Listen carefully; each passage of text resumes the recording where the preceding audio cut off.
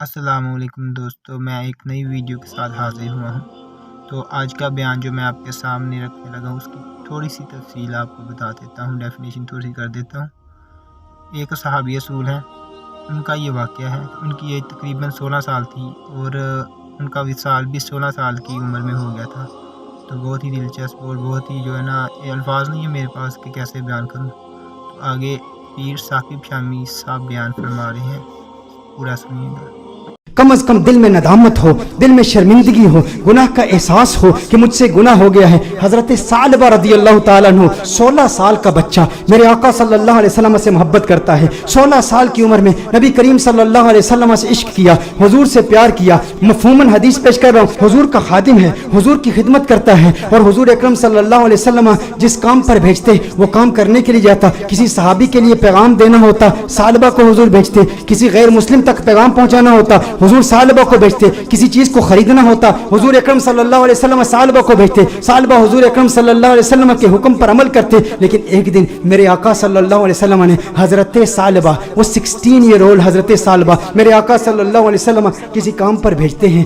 آدھے دن کا کام تھا لیکن بہت وقت ہو گیا، ثعلبہ واپس نہیں آئے۔ ثعلبہ کہاں گئے؟ جب واپس آ رہے تھے تو دیکھا کہ ایک حمام ہے، اس حمام میں ایک عورت نہا رہی ہے، ایک پردہ لٹکا ہوا ہے، ہوا کا تیز جھونکا آتا ہے، پردہ اٹھتا ہے، ان کی نظر اس عورت پر پڑ جاتی ہے۔ ان کے دل میں کچھ رغبت ہوئی، کچھ میلان ہوا، دل میں خیال آیا، ہے ثعلبہ دوسری نظر تو حرام ہے، لیکن آج تو نے کیا کیا؟ آج تو نے اس عورت کو دیکھ لیا، یہ عورت نہا رہی تھی، تو نے اس حالت میں دیکھ لیا۔ تیرا دعویٰ یہ ہے کہ تو حضور اکرم صلی اللہ علیہ وسلم کا غلام ہے۔ اتنی کم عمری میں اللہ جل وعلا نے تجھے اتنا بڑا مقام دیا، اتنی بلندی دی۔ دنیا تجھے خادم مصطفیٰ کہتی ہے، دنیا تجھے حضور اکرم صلی اللہ علیہ وسلم کا صحابی کہتی ہے، حضور کا خدمت گزار ہو کے اس عورت کو تو نے دیکھا۔ ثعلبہ پر رقت طاری ہو گئی، اس قدر روئے، چہرہ آنسوؤں سے بھیگ گیا۔ ثعلبہ روتے ہوئے اپنے آپ سے یہ کہتے ہیں، ہو نہ ہو میرے آقا صلی اللہ علیہ وسلم پر یہ وحی نازل ہو چکی ہوگی، اللہ نے کلام کیا ہوگا کہ ثعلبہ منافق ہو گیا ہے، حضور اکرم صلی اللہ علیہ وسلم کی خدمت میں رہنے والا،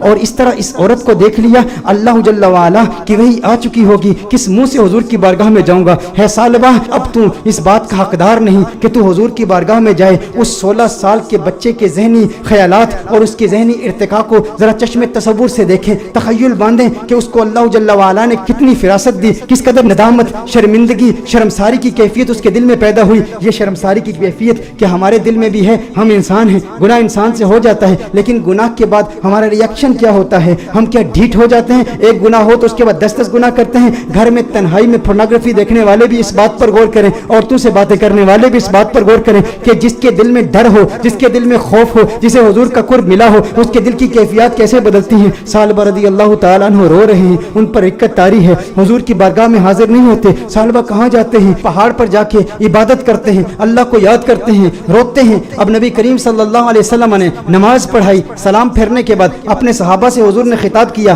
ہے صحابہ ثعلبہ کہاں ہے؟ ایک کام پر بھیجا تھا۔ صحابہ عرض کرتے ہیں، یا رسول اللہ صلی اللہ علیہ وسلم ثعلبہ تو آدھے دن کا کام تھا، ابھی تک واپس آئے نہیں، ابھی واپس پہنچے نہیں۔ نبی کریم صلی اللہ علیہ وسلم نے ارشاد فرمایا، تم جاؤ ثعلبہ کو تلاش کرو۔ ایک ہفتہ گزر گیا، ثعلبہ نہیں مل رہے، لوگ ثعلبہ رضی اللہ تعالیٰ عنہ کو تلاش کر رہے ہیں۔ دوسرا ہفتہ گزر گیا، تیسرا ہفتہ گزر گیا، میرے آقا صلی اللہ علیہ وسلم نے حضرت فاروق اعظم رضی اللہ تعالیٰ عنہ اور حضرت سلمان فارسی رضی اللہ تعالیٰ عنہ جیسے جلیل القدر صحابہ کا انتخاب کیا، کہا تم جاؤ اسے تلاش کرو۔ میرے آقا صلی اللہ علیہ وسلم نے ان صحابہ کرام علیہم رضوان کو بھیجا۔ اب یہ صحابہ تلاش کر رہے ہیں، 40 دن ہو گئے، گلیوں میں تلاش کر رہے ہیں، بازاروں میں تلاش کر رہے ہیں، دیہاتوں میں تلاش کر رہے ہیں۔ آخر وہ وقت آیا کہ جب وہ شہر کے مضافات تک پہنچ گئے، وہاں پر بلند پہاڑ تھے، چرواہوں کو دیکھا، ان سے پوچھا، کہا اتنا قد ہے، اتنی عمر ہے، رنگت ایسی ہے، نقوش ایسے ہیں، کیا اس بچے کو تم نے دیکھا ہے؟ یہ بچہ 40 دن سے غائب ہے، ہمیں نہیں مل رہا۔ انہوں نے کہا، کیا تم اس رونے والے بچے کا ذکر کرتے ہو،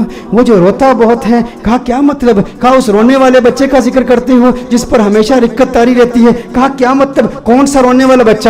کہا جو تم نے اس کی ڈسکرپشن بیان کی ہے نا، جب ہم رات کو سوتے ہیں نا تو ان بلند پہاڑوں سے ایک بچے کی رونے کی آوازیں آتی ہیں، اس کی درد بڑی آواز ہمارے سینے تک پہنچتی ہے، وہ روتا ہے اور رو رو کے اللہ کو پکارتا ہے، وہ معافیا مانگتا ہے، ہمیں پتہ نہیں اس سے ہوا کیا ہے، کہا وہ آپ کے پاس کب آتا ہے، کہا ہم چرواہے ہیں، بکریاں چراتے ہیں، کبھی کبھی آ جاتا ہے، بکریوں کا دودھ پیتا ہے اور چلا جاتا ہے۔ فاروق اعظم نے فرمایا کب آئے گا؟ کہا یہ اس کے آنے کا وقت ہے، ابھی آ ہی رہا ہوگا۔ فاروق اعظم رضی اللہ تعالیٰ عنہ، سلمان فارسی رضی اللہ تعالیٰ عنہ علیحدہ ہو کر چھپ جاتے ہیں کہ کہیں سالبہ ہی نہ ہو، دیکھتے ہیں کہ سالبہ آ رہا ہے، سالبہ آ رہا ہے تو رو رہا ہے، دودھ پیتا ہے پیالے میں، لیکن پیالے میں دودھ کے ساتھ اس کے آنسو بھی گر رہے ہیں۔ فاروق اعظم رضی اللہ تعالیٰ عنہ فوراً باہر آتے ہیں، سلمان فارسی فوراً باہر آتے ہیں، وہ سالبہ تجھے کیا ہوا ہے؟ سالبہ تیرا چہرہ بدل گیا، اس قدر نحیف ہو گیا، اس قدر کمزور ہو گیا۔ سالبہ نے فاروق اعظم کو دیکھا، کہا نہیں نہیں میرے قریب نہیں آنا، سالبہ منافق ہو گیا ہے، وہی آ گئی ہے،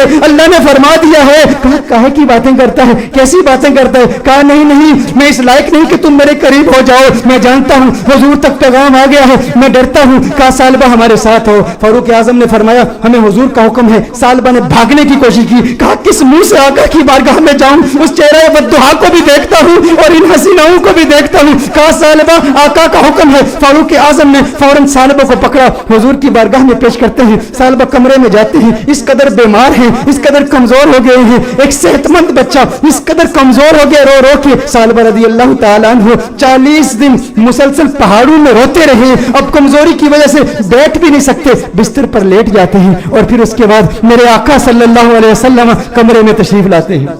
نبی کریم صلی اللہ علیہ وسلم جب کمرے میں تشریف لاتے ہیں، وہ کریم آقا ہیں، ان کی شان کریمی کے کیا کہنے، ان کی عظمتوں کے کیا کہنے۔ شہید سالبہ کو دیکھتے ہیں تو میرے آقا صلی اللہ علیہ وسلم بستر کے قریب تشریف لاتے ہیں، اس کے سر کو اٹھاتے ہیں، اپنی گود میں رکھتے ہیں۔ ارے کیا قسمت ہے اس صحابی کی۔ میں کہتا ہوں دوستو گناہ ہو جائے لیکن گناہ کے بعد بھی شرمندگی بھی ایسی ہو، گناہ ہو جائے پھر گناہ کے بعد ندامت بھی ایسی ہو، گناہ ہو جائے لیکن گناہ کے بعد اپنے نفس کو سزا کا سلسلہ بھی ایسا ہو، اور پھر جب اللہ توبہ قبول کرتا ہے نا تو پھر قسمت عروج پہ ہوتی ہے، پھر اس کے مقدر یہ جھانکتے ہیں، اللہ ایسا کرم فرماتا ہے کہ اسے پھر آقا کی گود نصیب ہوتی ہے۔ میرے آقا ارشاد فرماتے ہیں اے سالبہ آنکھیں کھولو۔ سالبہ آنکھیں کھولتے ہیں، کہتے ہیں یا رسول اللہ، آقا میں گنہگار، میں سیاکار، آقا مجھے آپ کی گود ملی، میں اس قابل کہاں؟ آقا مجھے پتا ہے وہی آ گئی ہے، مجھے پتا ہے آیت آ گئی ہے، آپ کو بتا دیا گیا ہے کہ سالبہ منافق ہو گیا۔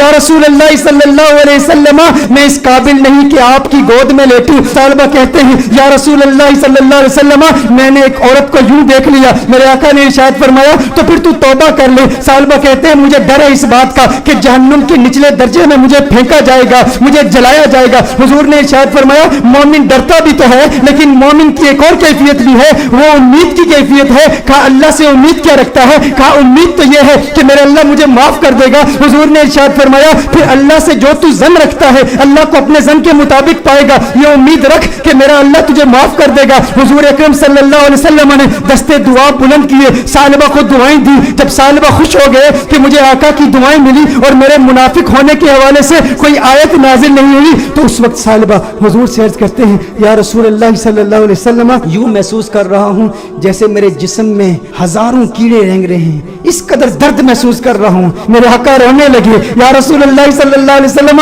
آقا کیوں گریہ فرما رہے ہیں، آقا کیوں رو رہے ہیں؟ میرے آقا نے ارشاد فرمایا اے سالبہ تیری موت کا وقت آ گیا ہے، ملک الموت آ رہے ہیں، تیرے جانے کا وقت آ گیا ہے۔ سالبہ نے دیکھا ارے مقدر والا ہے وہ جس کی موت آقا کی گود میں ہو، کاش یوں موت آئے میرے ہم نشیں نزاکا اور ہو جائے منظر ہنسی، کاش یوں موت آئے میرے ہم نشیں نزاکا اور ہو جائے منظر ہنسی، وہ ادھر اپنی زلفیں سوارا کرے اور ادھر دم ہمارا نکلتا رہے۔ ارے کیسا قسمت والا ہے، آقا کی گود میں سالبہ کی موت واقع ہو گئی، سالبہ کی روح قفس انفری سے پرواز کر گئی۔ میرے دوستو یہی پیغام ہے، اگر چاہتے ہو آقا کا کرم ملے تو آج میلاد کی محفل کا یہ پیغام لے جاؤ کہ غم کا ایک سبب گناہ بھی ہے، اگر تم گناہوں سے توبہ کرو گے ڈپریشن ختم ہو جائے گی، حضور کا پیار ملے گا، حضور کی محبت मोहब्बत मिलेगी, हुजूर का इश्क मिलेगा। वालिदैन को वक्त दो,